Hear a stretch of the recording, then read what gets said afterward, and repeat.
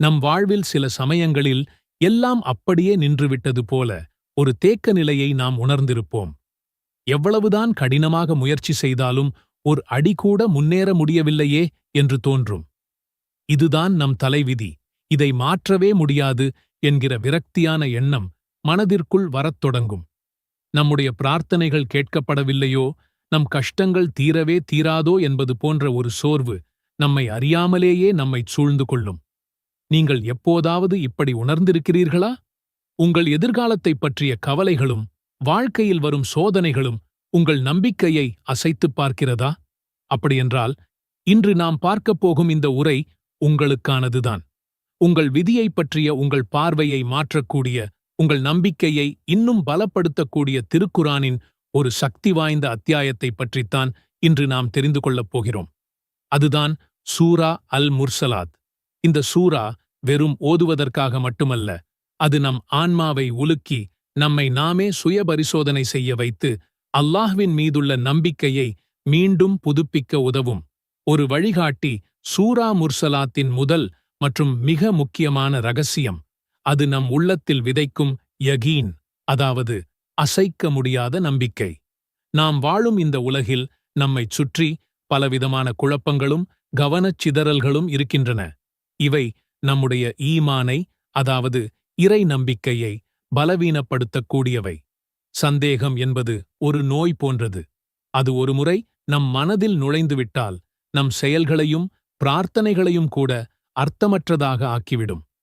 சூரா அல் முர்சலாத் இந்த சந்தேகத்தை அதன் வேரோடு அழிக்கும் ஆற்றல் கொண்டது.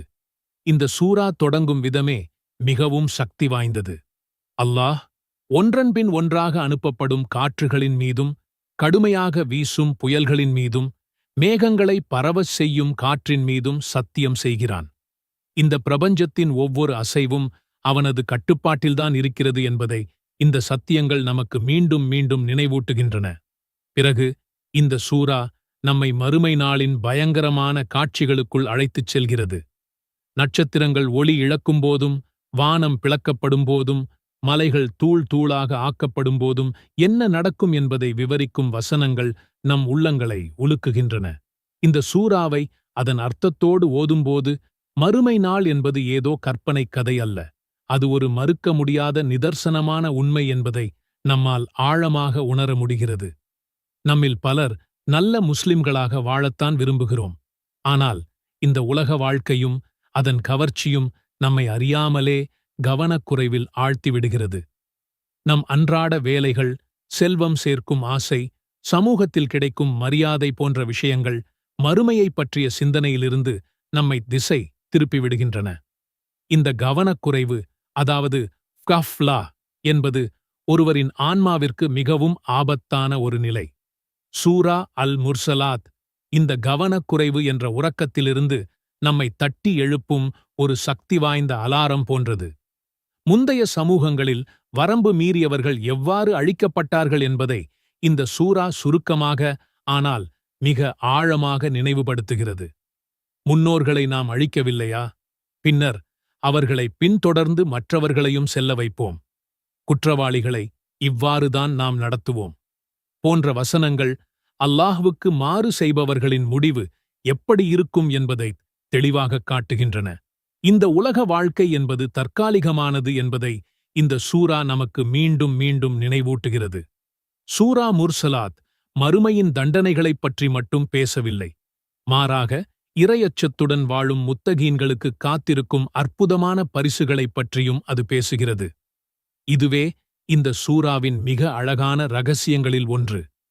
இது நம் நம்பிக்கைக்கு ஒரு சிறந்த ஊக்கத்தையும் உத்வேகத்தையும் அளிக்கிறது.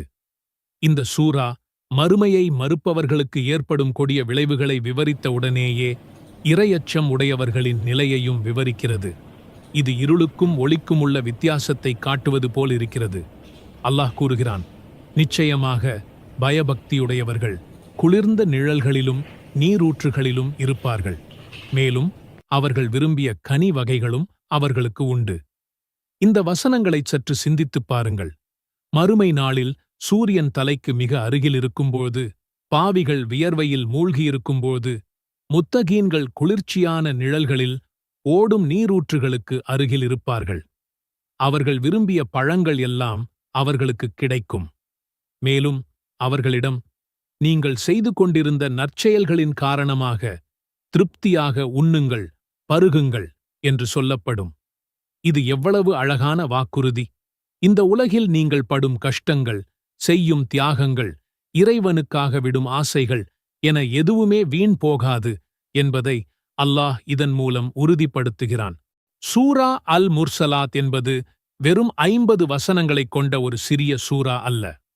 அது உங்கள் விதியைப் பற்றிய உங்கள் பார்வையையே மாற்றும் சக்தி கொண்ட ஒரு அல்லாஹ்வின் அருள் நிரம்பிய புதையல். அது உங்கள் உள்ளத்தில் அசைக்க முடியாத நம்பிக்கையை விதைக்கிறது. உங்களை கவனக்குறைவு என்ற தூக்கத்திலிருந்து எழுப்புகிறது. மேலும் அல்லாஹ்வின் கருணையின் மீது உங்களுக்கு பேராசையை ஊட்டுகிறது. விதி என்பது கல்லில் செதுக்கப்பட்ட ஒரு சிலை அல்ல. அது பிரார்த்தனையாலும் நற்செயல்களாலும் மிக அழகாக மாற்றியமைக்கப்படக்கூடியது. சூரா முர்சலாத் அந்த மாற்றத்திற்கான வழியை நமக்கு தெளிவாக காட்டுகிறது. இனி நீங்கள் இந்த சூராவை ஓதும்போது அதை வெறும் வார்த்தைகளாக பார்க்காதீர்கள். அதை உங்கள் ஆன்மாவிற்கான மருந்தாக, உங்கள் நம்பிக்கையை வலுப்படுத்தும் ஒரு கருவியாக, உங்கள் விதியை அழகாக்கும் ஒரு வழிகாட்டியாக பாருங்கள்.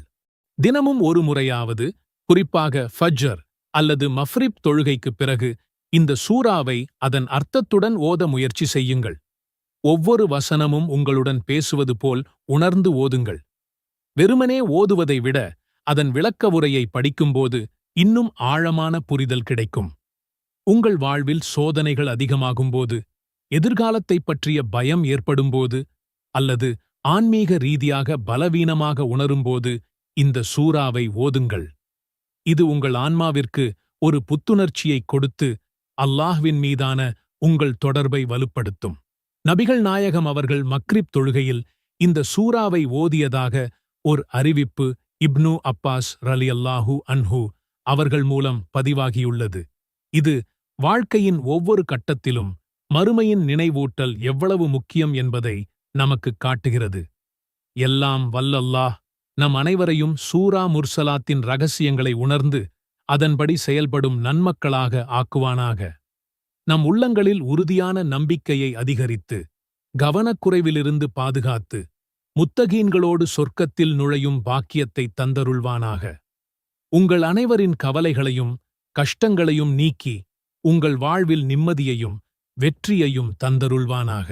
ரப்பனா ஆதினா ஃபித் துன்யா ஹஸனதன் வஃபில் ஆখিরাতি ஹஸனதன் வகினா அஸாபன் நார். துஆவின் பொருள்: எங்களின் இறைவா, இம்மையிலும் நல்லதைத் தருவாயாக, மறுமையிலும் நல்லதைத் தருவாயாக, மேலும் நரக வேதனையிலிருந்து காப்பாற்றுவாயாக. அல்லாஹும்ம ஸல்லி அலா முஹம்மதின் நபியில் உம்மி வஅலா ஆலிஹி வஸல்லிம் தஸ்லீமன். அல்லாஹ்வே, உம்மின் நபியான முஹம்மத் ஸல்லல்லாஹு அலைஹி வஸல்லம் அவர்கள் மீதும் அவர் குடும்பத்தினர் மீதும் உனது அருளைப் பொழிவாயாக. அவர்களுக்கு முழுமையான சாந்தியையும் சமாதானத்தையும் வழங்குவாயாக.